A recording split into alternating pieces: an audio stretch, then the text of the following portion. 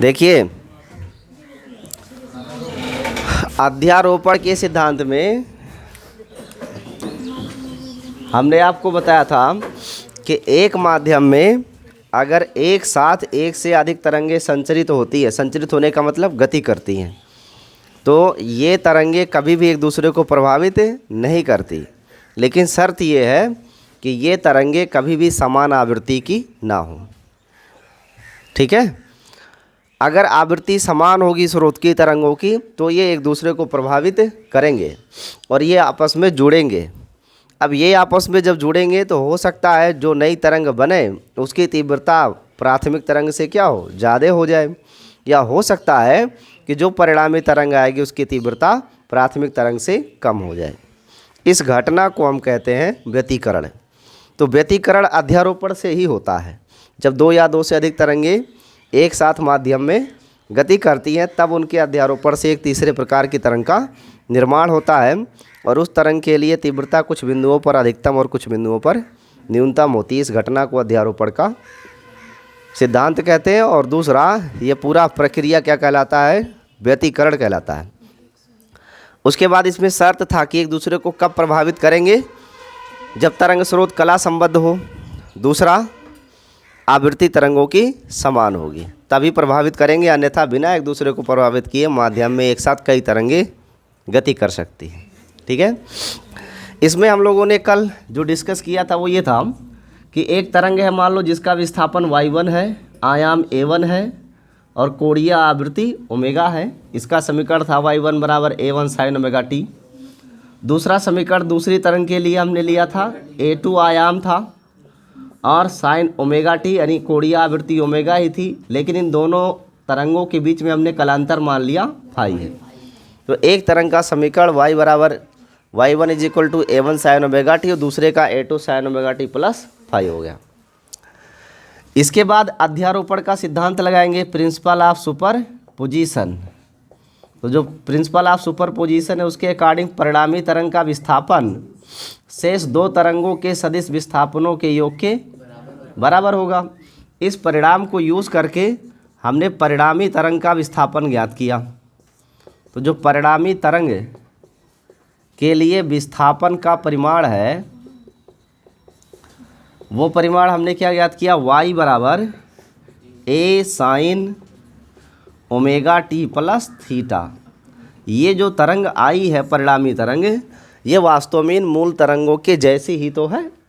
यानी अगर ये तरंगें अनुदैर्ध्य होंगी तो परिणामी तरंगें भी अनुदैर्ध्य होगी। अगर ये दोनों अध्यारोपित होने वाली तरंगें अनुप्रस्थ हैं तो परिणामी तरंग भी अनुप्रस्थ होगी। यानी जिस प्रकृति की ये दोनों तरंगें हैं जिन्होंने अध्यारोपण किया है उसी प्रकृति का ये परिणामी तरंग होगा जो इनके अध्यारोपण से बन रही है। ये जानकारी स्पष्ट है। इसमें कैपिटल ए क्या है, परिणामी तरंग का आयाम। तो आज यही ज्ञात करेंगे। तो आज का हेडिंग है दूसरा। पहला हेडिंग हो गया था परिणामी तरंग का समीकरण, आज हेडिंग होगा परिणामी तरंग का आयाम। आयाम क्यों ज्ञात करेंगे, क्योंकि आयाम के अनुसार ही तीव्रता में परिवर्तन होता है। एक फॉर्मूला होता है I is proportional to a square, यानी किसी भी प्रकाश तरंग के लिए तीव्रता उसके आयाम के वर्ग के अनुक्रमानुपाती होता है। यानी आयाम अधिकतम होगा तो प्रकाश की तीव्रता भी अधिकतम होगी, आयाम न्यूनतम होगा तो तीव्रता भी न्यूनतम होगी। ये इसकी शर्त होती है।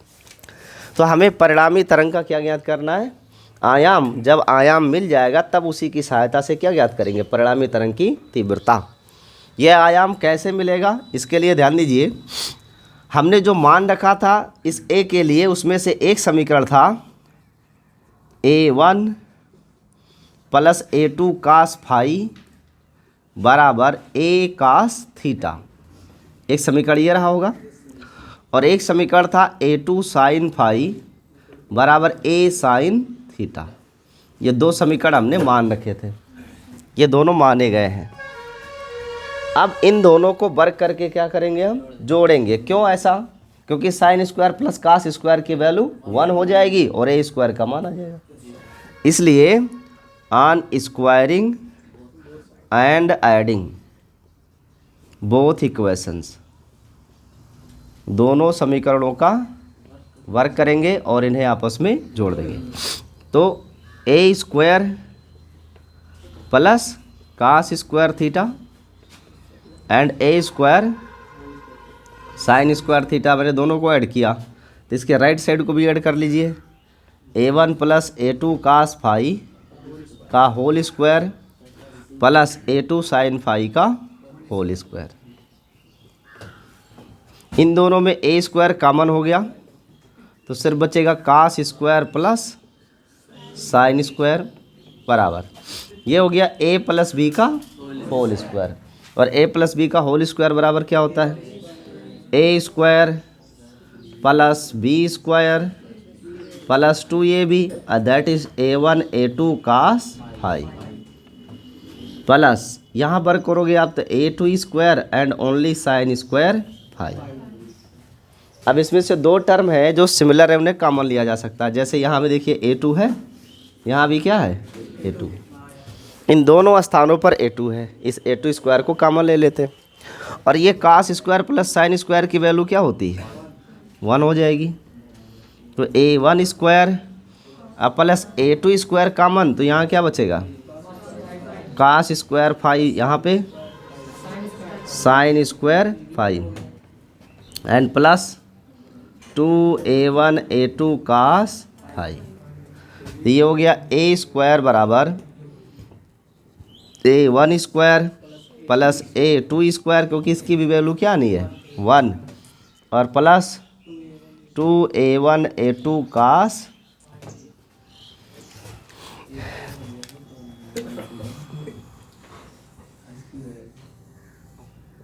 ये आया। अब इसका अगर हम वर्गमूल ले लें तो a बराबर हो जाएगा square root a1 square plus a2 square plus 2a1 a2 cos phi. यही परिणामी तरंग का विस्तार आयाम है।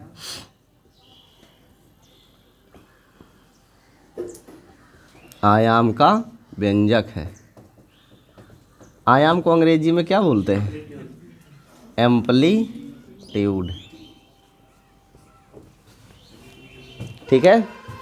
अब इसके बाद ध्यान दीजिए, ये जो आयाम है a, इस आयाम के अनुसार किसका परिवर्तन होता है? तीव्रता का। कैसे? यहाँ देखिए, आयाम का वर्ग जो होता है तीव्रता के अनुक्रम में होता है। आयाम ज़्यादा तीव्रता ज़्यादा, आयाम कम तीव्रता कम। तो हमने परिणामी तरंग का आयाम तो निकाल लिया, लेकिन अब यह भी जानने का प्रयास करेंगे कि परिणामी तरंग का आयाम अधिकतम कब होगा और न्यूनतम कब होगा। जिसमें दो केस यूज़ करेंगे। केस 1,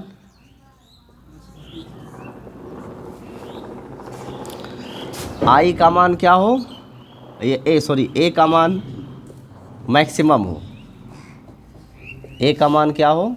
मैक्सिमम, अधिकतम हो।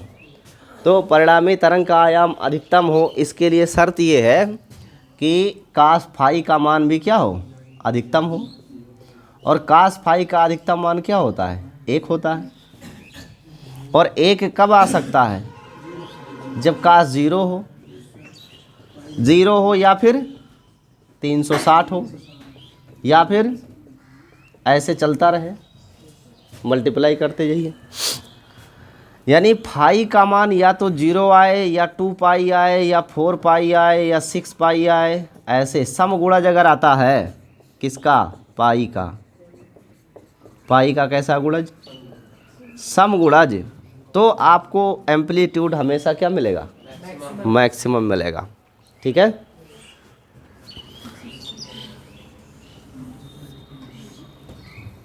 फिर मैक्सिमम होगा कितना, यहाँ से ज्ञात कर लेते हैं।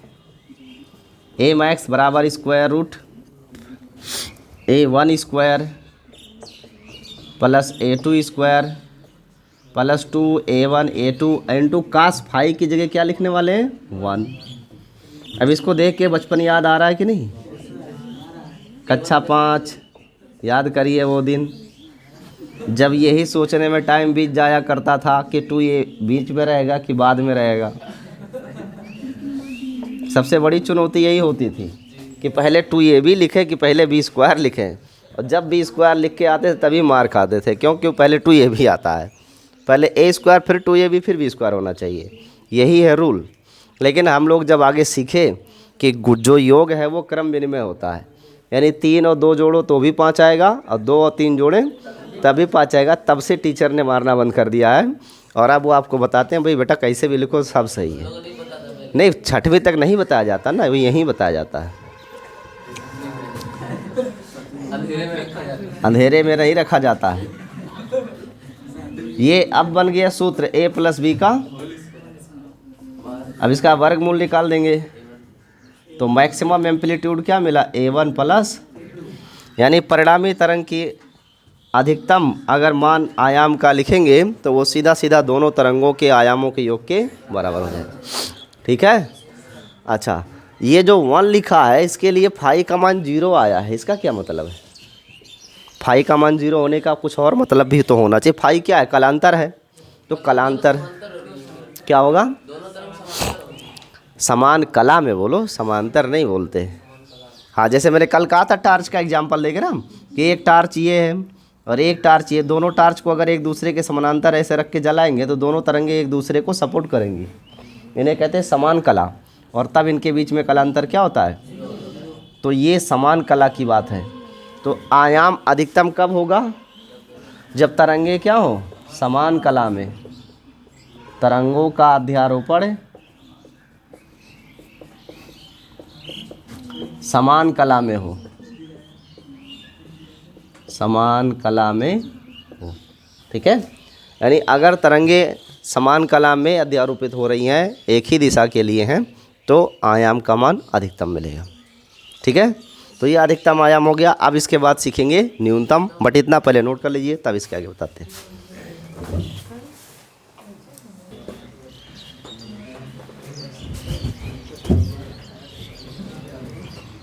देखिए, ये एक केस हमने सीखा जिसमें परिणामी तरंग का आयाम क्या हो, अधिकतम। अधिकतम होने की शर्त क्या है कि तरंगों का अध्यारोपण समान कला में हो, यानी जो तरंगे समान कला में हो उनका अध्यारोपण होगा तो हमको अधिकतम आयाम मिलेगा। और अधिकतम आयाम हो उसके लिए जो कलांतर है वो 0, 2 पाई, 4 पाई, 6 पाई, अर्थात पाई का क्या होना चाहिए, समगुणज होना चाहिए, तो आपको अधिकतम आयाम मिलेगा। न्यूनतम के लिए क्या होगा,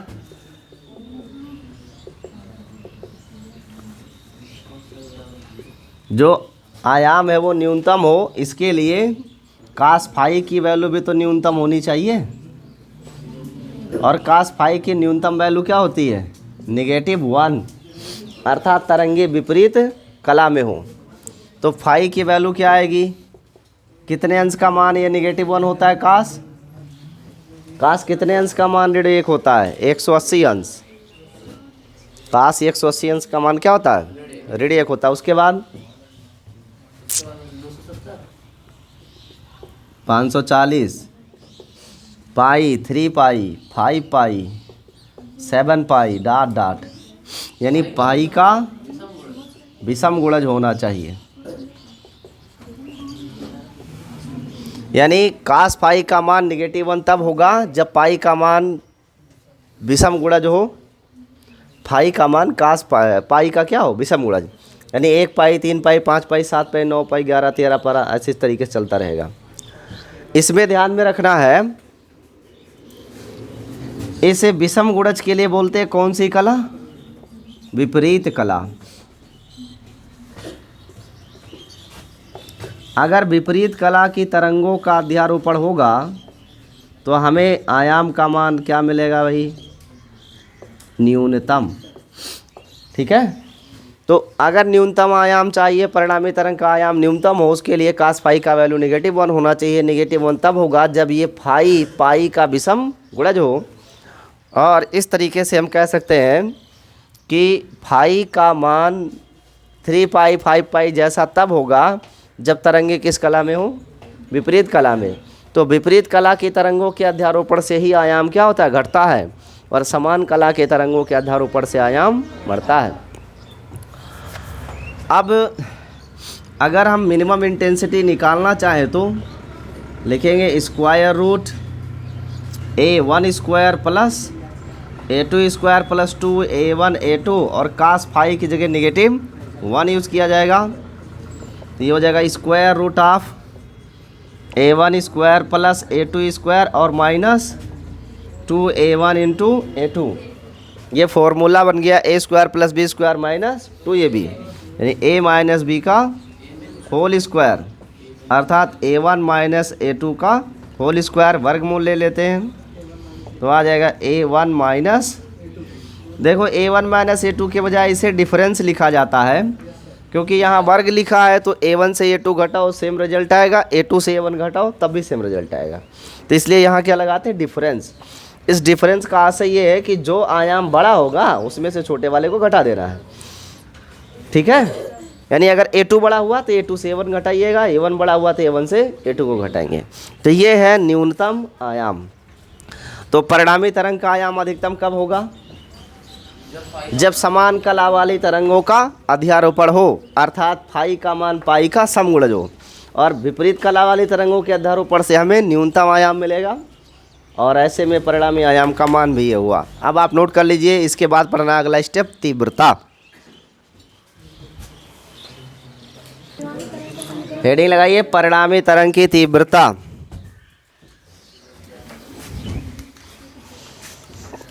तो अभी तक हमने जो सीखा वो था, पहला परिणामी तरंग क्या होती है, कैसे मिलेगी, अध्यारोपण के सिद्धांत को सीखा। दूसरा परिणामी तरंग का विस्थापन सीखा। तीसरा परिणामी तरंग के लिए आयाम, और उसमें दो केसेस अधिकतम और न्यूनतम। अब पढ़ेंगे परिणामी तरंग की तीव्रता।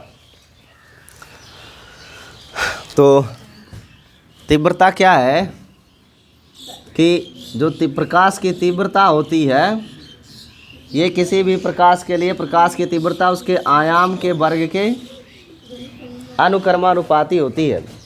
जो तीव्रता है वो आयाम के वर्ग के क्या होता है, अनुक्रमानुपाती, यानी I proportional to A square होता है, ठीक है। अब अगर ये प्रोपोर्शनलिटी हटाएंगे तो कोई कांस्टेंट लगाएंगे, उस कांस्टेंट को मैं मान लेता हूँ K, तो I बराबर क्या हो गया, KA स्क्वायर। अगर परिणामी तरंग के लिए है तो परिणामी तरंग के लिए आयाम को क्या लिखेंगे हम, A, तो I बराबर K स्क्वायर होगा। पहली तरंग के लिए I1 बराबर KA1 स्क्वायर होगा। दूसरी तरंग के लिए I2 बराबर KA2 स्क्वायर होगा। भाई जो जो तरंग है उसके आयाम का वर्ग उसकी तीव्रता होगी। तो परिणामी तरंग के लिए I बराबर KA स्क्वायर, जहाँ कैपिटल ये परिणामी तरंग की वैल्यू यानी आयाम की, और I1 K1 A1 square, I2 K2 A2 square हो गया। तो ये विभिन्न तरंगों के लिए तीव्रताएँ क्या नाम है, आयाम के साथ संबंधित हो गई। हमें निकालना क्या है, परिणामी तरंग की तीव्रता, यानी फाइनली इंटेंसिटी की वैल्यू क्या होगी। तो देखो हम जानते हैं और आप लोग भी जानते हो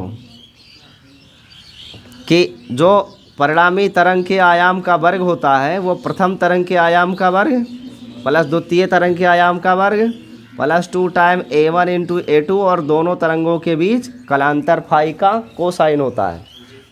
यही तो पूरा रिजल्ट होता है। अब मैं दोनों पक्षों में किससे गुणा करने वाला हूँ, K से। तो यहाँ लिखेंगे K से गुणा, और जब K से गुणा करेंगे तो ये होगा KA स्क्वायर बराबर KA1 square plus KA2 square plus 2KA1 A2 cos phi KA square बराबर हो जाएगा KA1 square plus KA2 square. और ये जो लिखा हुआ है इसको क्या करें, देखो हमें KA स्क्वायर को रिमूव करेंगे तो I मिल जाएगा, KA1 स्क्वायर को रिमूव करेंगे तो I1 मिल जाएगा, KA2 स्क्वायर को रिमूव करेंगे I2 मिल जाएगा। लेकिन क्या इस टर्म को हम रिमूव कर सकते हैं डायरेक्ट, नहीं कर सकते, क्योंकि इसमें किसी का स्क्वायर है नहीं। तो जब नहीं है तो उसे बना सकते हैं, बट इसके लिए इसे स्क्वायर रूट में लिखना होगा। Square root KA1 square into square root KA2 square and then cos phi, ऐसा लिख सकते हैं कि नहीं। दो बारी करड़ी में K इंटू K करोगे तो करड़ी हट जाएगी, K आ जाएगा। वो A1 स्क्वायर का वर्गमूल A1, A2 स्क्वायर का वर्गमूल A2 and the cos phi यहाँ पे है, ठीक है। अब इसमें से हम इंटेंसिटी का रिजल्ट लिखेंगे। अतः ये जो के ये स्क्वायर है इसको हटा के लिखेंगे आई बराबर I1 इस फर्स्ट वाले टर्म के लिए, I1 सेकेंड टर्म के लिए I2, I1 plus I2 plus 2 square root, ये के A1 हटा के क्या लिखना है I1 और इंटू के A2 हटा के क्या लिखना है I2, ये आएगा। यही है परिणामी तरंग का व्यंजक। परिणामी तरंग के तीव्रता का व्यंजक है। हे बीरबल मान जाओ, कहाँ मान जाओ, मत बोलो इसमें आ रहे हो। यही परिणामी तरंग के तीव्रता का क्या है व्यंजक है। ये जो लिखा I बराबर I1 plus I2 plus dot dot, अब इसमें से तो हमको परिणामी तरंग की तीव्रता का व्यंजक तो मिल गया, लेकिन ये तीव्रता अधिकतम कब होगी और न्यूनतम कब होगी वो हमें सीखना है। तो जब तीव्रता अधिकतम होती है तो उस व्यतिकरण को क्या कहते हैं समपोषी, और जब तीव्रता न्यूनतम हो तो उसे कहते हैं विनाशी। तो अब यहाँ से दो केस बनेगा। केस नंबर 1, अधिकतम तीव्रता मैक्सिमम इंटेंसिटी, और इसे कौन सा व्यतिकरण बोलेंगे समपोषी व्यतिकरण। कौन सा व्यतिकरण कहा जाएगा भाई समपोषी व्यतिकरण। अगर परिणामी तरंग की तीव्रता ज़्यादा है तो उस बिंदु पर जो भी व्यतिकरण पैटर्न बनेंगे उन्हें क्या कहा जाएगा समपोषी व्यतिकरण। और समपोषी को अंग्रेजी में कंस्ट्रक्टिव कहते हैं। क्या कहते हैं कंस्ट्रक्टिव इंटरफियरेंस, समपोषी व्यतिकरण। और एक बात ध्यान में रखना, जहाँ पे इंटेंसिटी मैक्सिमम होगी ना वहाँ खिचड़ी जल्दी पकेगी। तो जहाँ इंटेंसिटी, हाँ मतलब इंटेंसिटी ज़्यादा होगी तो तीव्रता अधिक होगी ना, तो जहाँ तीव्रता ज़्यादा होगी वहाँ पर प्रकाश की मात्रा अधिक होगी। यानी यूँ हम कह सकते हैं कि जिन बिंदुओं पर समपोषी व्यतिकरण होगा वहाँ ब्राइटनेस होगी।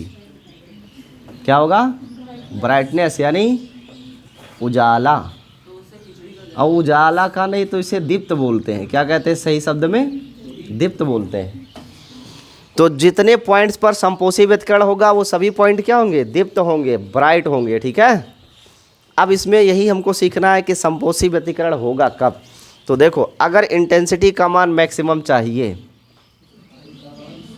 तो ऐसे में इस कास फाई का मान क्या होना चाहिए मैक्सिमम होना चाहिए, और इसका मैक्सिमम मान 1 होता है।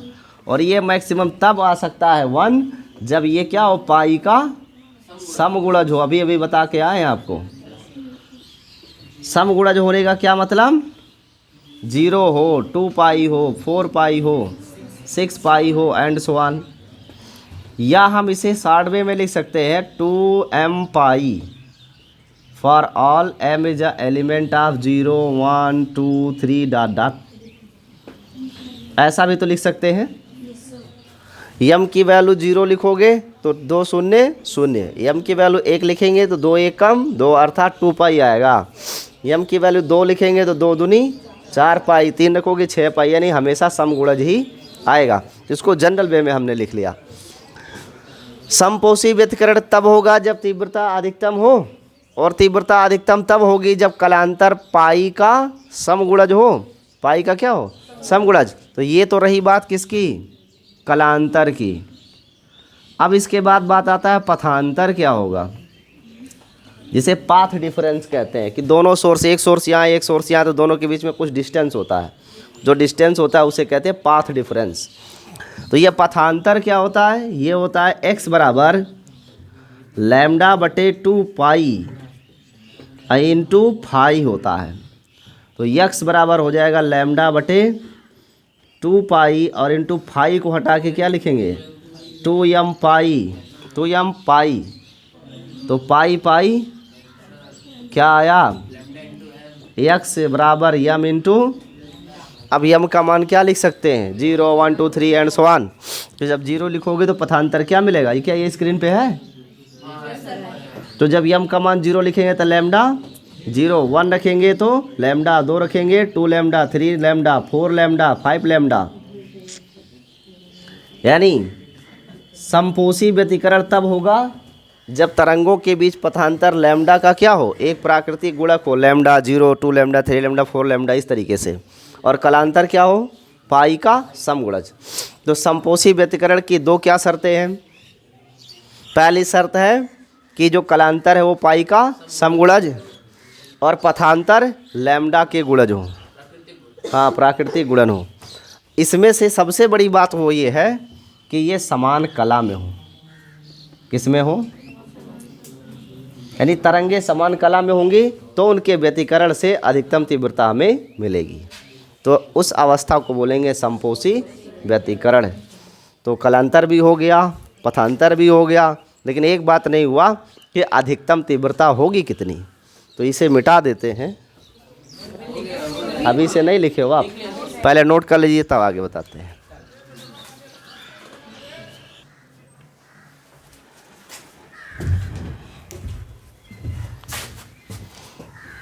अतः अधिकतम तीव्रता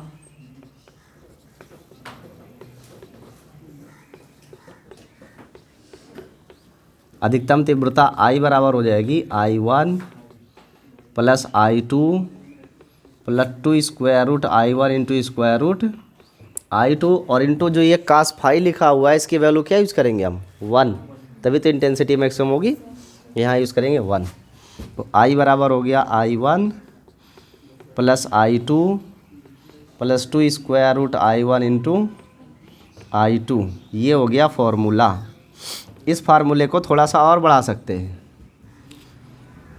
कैसे, इस I1 को लिख सकते हैं स्क्वायर रूट I1 का होल स्क्वायर, I2 को लिख सकते हैं स्क्वायर रूट I2 का होल स्क्वायर, और ये तो स्क्वायर रूट में ऑलरेडी फिक्स्ड है, तो ये सूत्र नहीं बन गया ए स्क्वायर वी स्क्वायर टू, ये भी क्योंकि करड़ी का वर्ग करोगे करड़ी हटेगी I1 ही आएगा, जिसको लिख सकते हैं I बराबर square root I1 plus square root I2 का होल, या I बराबर लिख सकते हैं I1 को हटा के A1 स्क्वायर लिख सकते हैं, Y2 को A2 स्क्वायर लिख सकते हैं।